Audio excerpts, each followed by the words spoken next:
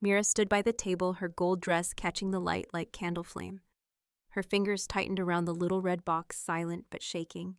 Forks scraped plates. Champagne fizzed. No one noticed her except me. She stepped forward.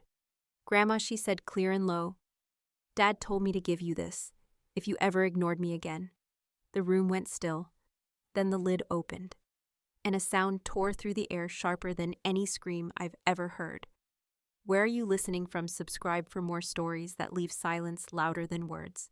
Coldwater Pines always smelled like pine sap and chimney smoke in December, the kind of town where neighbors wave from porches and gossip hides in smiles. That winter, the snow didn't fall soft, it hit the ground like warning signs. We lived in a cabin Elias built with his own hands, wood walls, deep porch, and a fireplace that creaked when the wind howled. Elias Quinn, my husband, the kind of man who fixed everything but feelings. And Mira, my daughter, was the best thing that ever happened to me before he came along. She was only 2 when he entered our lives. She didn't call him stepdad. She just called him daddy. And he earned it every bedtime story, every scraped knee, every time he showed up when her real father never did. When we married, Elias legally adopted Mira. He framed the papers in his study, said, "This is the only contract I've ever truly wanted." But not everyone celebrated that choice. His mother, Marjorie Quinn, queen of Coldwater Pines hospitality, had a smile like polished silver and opinions sharper than pruning shears. At first, she welcomed me with apple pie heirloom tablecloths and photo albums of Elias as a boy. I wanted to believe it was real, that maybe, just maybe, Mira and I had finally found family. But then came the comments. "How lucky Mira is that you found Elias." Not "we found Elias, I did." Or "she's got your curls but the Quinn eyes just aren't there." Always subtle, just enough to make me wonder if I was imagining it. At birthdays, Mira's name was always spelled wrong on the cake. She never got the matching cousin pajamas.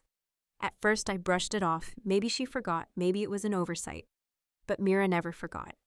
And kids always notice. Still, I stayed quiet, told myself it was better not to rock the boat.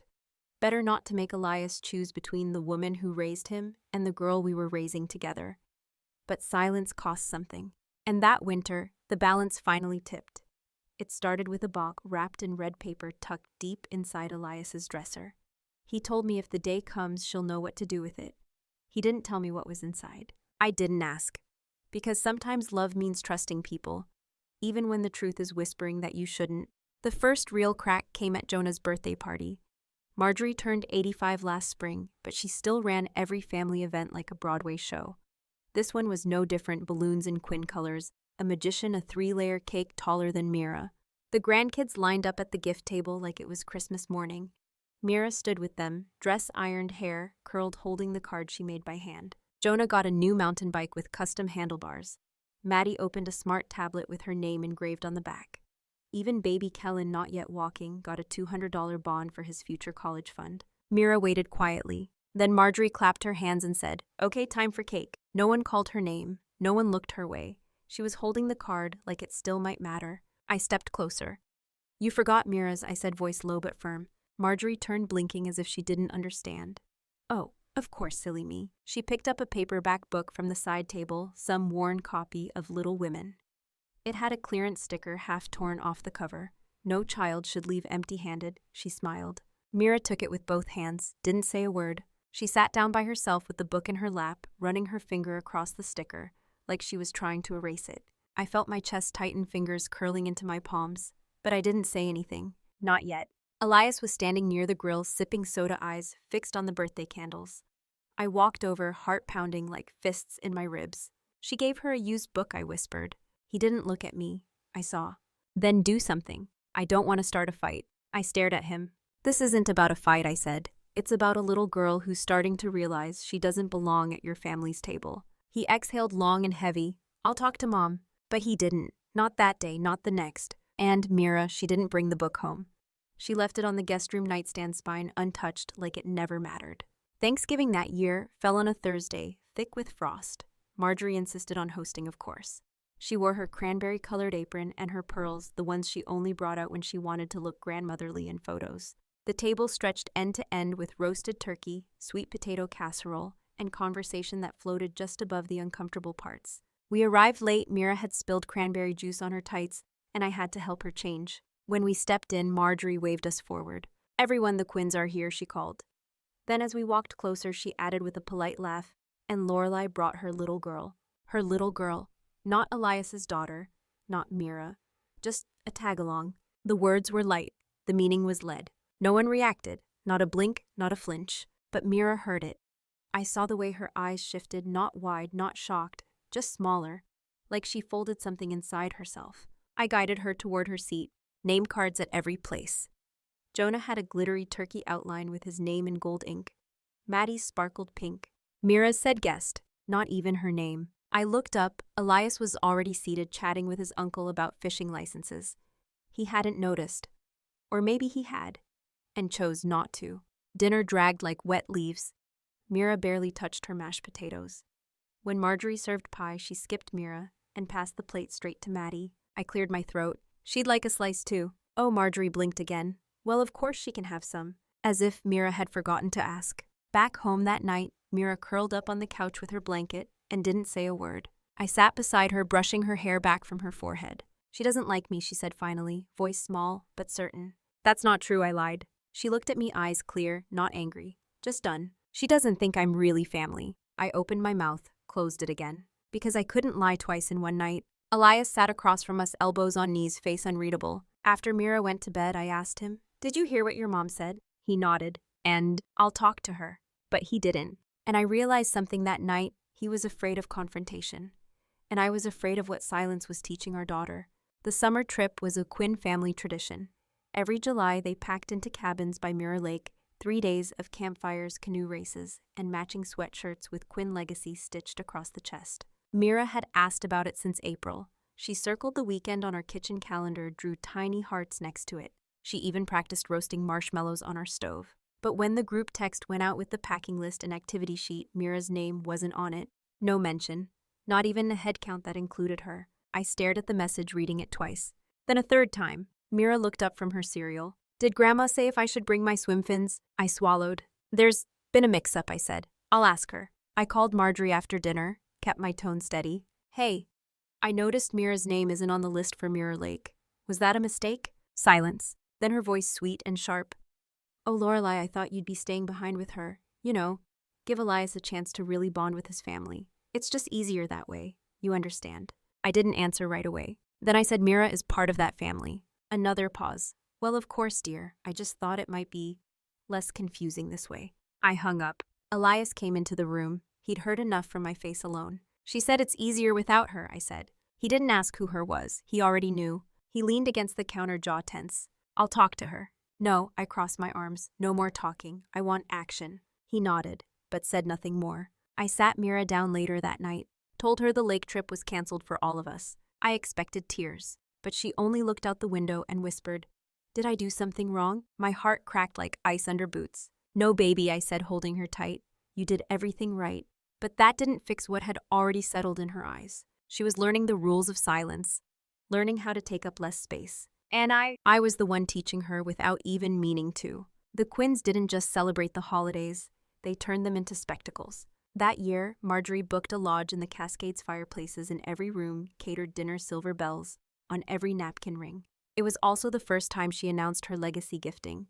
She called it her way of preparing the next generation, passing down wealth, responsibility, and tradition. Each grandchild's name was written in gold on crimson envelopes arranged like a ceremony on the fireplace mantel. Mira wore the gold dress she picked out weeks ago. She had even made Marjorie a card in art class.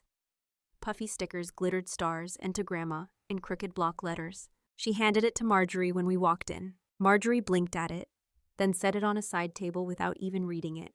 The evening moved on with practiced ease. Jonah got keys to a used Jeep perfect for college.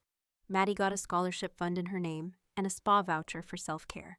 The room clapped, cameras flashed, glasses clinked. Then came the final gift. Marjorie reached under the tree and pulled out a small bag, plain paper, no ribbon. "This is for you, Mira," she said, her voice sweet, fake sugar. "I didn't want you to feel completely left out." Mira walked forward, took the bag, and sat down. Inside, a single lavender candle, scented with quiet mornings. There was no card, no note, only a tag that read, "To Travis's girl." Not Mira, not granddaughter, just that. I felt my breath lodge in my chest. Elias sat frozen beside me, his fingers laced so tightly they were white at the knuckles. He didn't speak. Mira placed the candle in her lap. Didn't look up. Didn't cry. But I saw it. That slow inward folding. That quiet where childhood used to live. Later in the kitchen, I cornered Elias. She called her Travis's girl. He looked down. I told her, if this happened again, Mira would know what to do. I stared. What? He nodded. I gave her the box months ago. Told her it was her choice when to use it. Back at the cabin, Mira changed into pajamas without a word. She pulled the red box from her suitcase, held it like something sacred, then looked up at me and said, I want to give it to her tomorrow. Her voice wasn't shaking. It was solid as stone. That night, I lay awake listening to the wind scratch the windows. Beside me, Elias breathed heavy, but I knew he wasn't sleeping either. I turned toward him. She's really going to do it, I whispered. He nodded once. She's ready. I stared at the ceiling, heart pounding like a clock I couldn't slow. She shouldn't have to be. No, he said, but she is. Down the hall, Mira's nightlight cast soft stars on her wall. Through the cracked door, I saw her sitting up in bed, red box on her lap, steady as stone. I almost asked her to wait, to think, to let it go. But then I remembered the look on her face tonight, not hurt, not crushed, just done. And I knew, if I asked her to stay silent again, I'd be teaching her something far worse than defiance. I'd be teaching her to disappear. The next morning, Mira dressed herself. She chose the gold dress again, the one she wore last Christmas, the one no one noticed. She brushed her curls back with slow, patient strokes, then held the red box to her chest like it was armor. At breakfast, no one said much. Even Marjorie seemed distracted, sipping coffee and scrolling her phone while murmuring compliments to the other grandkids. Mira waited until the plates were cleared, until the champagne glasses clinked. Then she stood, carried the box to the head of the table, placed it right in front of Marjorie. Grandma, she said, Dad told me to give you this. If you ever ignored me again. The room froze and I stopped breathing. No one moved. The fork in Jonah's hand hovered midair. Even the fire in the stone hearth crackled softer, like it knew what was coming. Marjorie looked down at the red box. Sweetheart, she said, tilting her head. What is this? Mira didn't answer. She turned, walked back to her seat, and folded her hands in her lap. Her eyes didn't leave Marjorie, neither did mine. Elias reached under the table, found my hand, and held it tight. Marjorie gave a little laugh, the kind meant to smooth over awkward moments. Oh goodness, is this a game? She peeled back the wrapping like it was a child's prank, still smiling, until she saw the photo. At the top of the box, in a white wooden frame, was a picture of Elias, holding Mira, taken the day the adoption finalized. She was in her little pink coat cake still on her cheek from the celebration. Elias's arms wrapped around her like he'd never let go. At the bottom of the frame in gold lettering, Day 1, Dad. Marjorie blinked. Her fingers trembled slightly as she set the photo aside. Then she picked up the envelope underneath. It was thick, sealed with her name written in Elias's handwriting. Her fingers fumbled with the flap. I could hear my own heart pounding in my ears. As she pulled out the first paper, a clean, crisp copy of the adoption decree. Signed, stamped. Elias Quinn, legal father. Marjorie stared at it like it couldn't be real. Like the truth on the page might change if she blinked hard enough. Then she opened the letter. Her lips moved silently, at first skimming Elias's words. But line by line, her expression changed from confused to tight to something brittle. Elias didn't flinch. He stared right at her. I could see her chest rise and fall faster now, her hand gripping the edge of the table. Mira never looked away. Her small face was calm, not smug, not scared. Just ready. I remembered what Elias had written. He had told me once in the quiet of our kitchen. If she ever has to hand my mother that box, it means she saw what I saw, that she felt it too. Now we were here. Marjorie let the letter fall to the table like it burned her. The room held its breath. Then she stood so fast her chair scraped loud across the hardwood. She pointed at me. This is your doing, she hissed. You've turned my son against me. I rose slowly, met her eyes without flinching. No, I said. Mira gave you a gift. She gave you the chance to see her. A pause. Then, you chose not to. Marjorie's face flushed with something between rage and disbelief. Her voice cracked sharp. I have always tried with that girl. Always. But she's not mine. She never has been. Elias stood up, and this time he didn't hesitate. She's mine, he said loud and clear. The words sliced through the room like a bell in fog. Maddie stopped fidgeting with her bracelet. Jonah's cookie fell from his hand onto his plate. Marjorie shook her head. Elias, please, you can't mean that, not over this drama. He stepped closer. I told you in that letter. If you couldn't love her like your own, Then you never truly loved me either. Marjorie's lip curled. She manipulated you, just like her mother. She turned her glare to me. Don't pretend you didn't plan this. I took a breath, deep, steady. I didn't tell her to do anything I said. She saw how you treat her, and she decided she mattered enough to speak. A silence fell again, but this one wasn't fragile, it was final. Mira stood up from her seat. She didn't say a word, just reached for her coat. The movement broke something in the air. No one stopped her, no one even looked away. She walked to the door, red box under her arm. Candle still in her other hand. That ridiculous lavender candle, still unlit. Elias turned to the table, his aunt's cousin's Marjorie standing stiff like stone. We won't be back, he said. Not angry, not shouting, just done. Then he turned and followed Mira. I walked last. Not because I was hesitant, but because I wanted her to see our backs as we left. Wanted her to feel what it was like to be the one left behind. At the door, I glanced back once. No one moved. Marjorie still stood beside her chair, the adoption papers at her feet. She didn't pick them up. Outside, snow had started falling again. Light this time, soft. Mira looked up, caught one on her mitten. You okay? I asked. She nodded. Her voice was quiet, but strong. She read it all, didn't she? Elias turned from his driver's seat, met her eyes in the rear view. Every single word. Mira smiled, small but real. And I knew she didn't need Marjorie to change. She just needed to know we saw her. We didn't go back to the Quinn Lodge after that day. There were no angry calls, no follow-up messages, just silence. A deep, long, echoing silence that somehow felt like peace. Marjorie didn't reach out. She didn't send birthday cards, didn't mail gifts, didn't even ask Elias if we got home safe. And we didn't chase her, not this time. That silence, it used to scare me. Now it just felt honest. For weeks after, I kept waiting for Mira to bring it up, to ask what would happen next, to cry, to wonder if she'd ever be part of the family again. But she didn't. She just got quieter, not in a broken way, in a grounded one. She stopped watching the mailbox when birthdays rolled around, stopped asking why her name wasn't on the group texts for cousin crafts or holiday sweaters, stopped trying to win love that was never truly offered.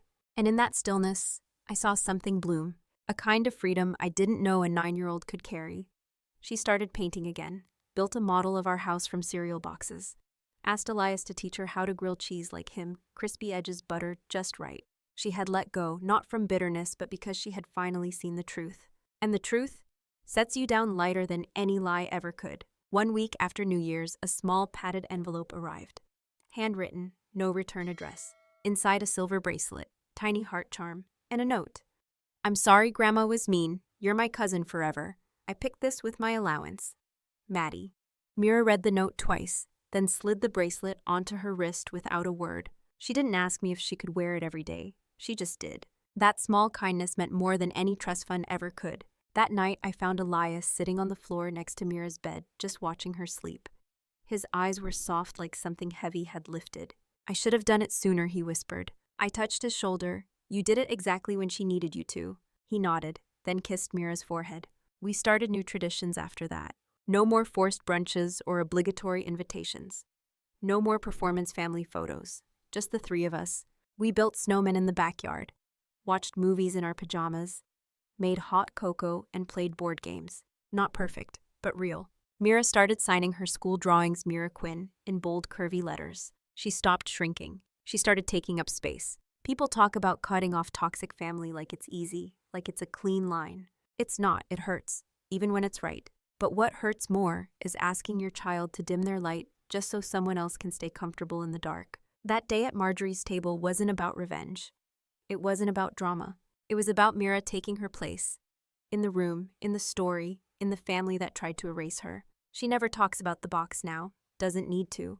But I keep it, tucked in the drawer with her baby shoes and the hospital bracelet from the day she was born. I don't keep it to remember the pain. I keep it to remember her strength. Because that red box wasn't just a message to Marjorie. It was a declaration of worth, of place, of self. And in giving it, Mira gave something back to all of us. Something honest, something loud in its quiet. She gave us the courage to stop pretending, to choose peace over permission. Spring came early in Coldwater Pines that year. The snow melted fast. The dogwoods bloomed like they had something to prove. And Mira turned 10 with paint on her fingers and dirt on her knees, exactly how I hoped she'd grow. There was no card from Marjorie, no mention, not even a secondhand apology through a cousin. And still Mira laughed louder that day than I'd heard in months. She invited 3 girls from school.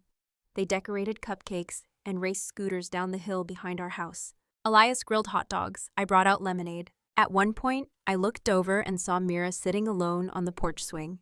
Silver bracelet catching sunlight. Candle from that winter still unlit on the windowsill behind her. I sat beside her. Thinking about Grandma, I asked. She shook her head. No. Then paused. I used to think, if I was better, she'd like me more. I swallowed hard. But now I think maybe I was never the problem. She looked at me, eyes clear. And even if I was, I don't need her to see me anymore. I pulled her close, felt her heart steady beneath my hand. There are moments in motherhood you don't forget the first step, the first heartbreak, and the first time your child chooses herself. Mira chose herself that day, and somehow she chose all of us with her. Not out of defiance, but because she knew. Love shouldn't be earned with silence. It should be lived out loud. So here's what I know now. Family isn't made by blood or gifts or names etched into stone. It's made by those who stay when it's hard, who show up when it counts, and who never ask you to shrink so they can shine brighter. If this story found you at the right time, if it reminded you of who you are or what you deserve, tell me where you're listening from and hit subscribe. Because sometimes the smallest voice in the room is the one that sets everyone free.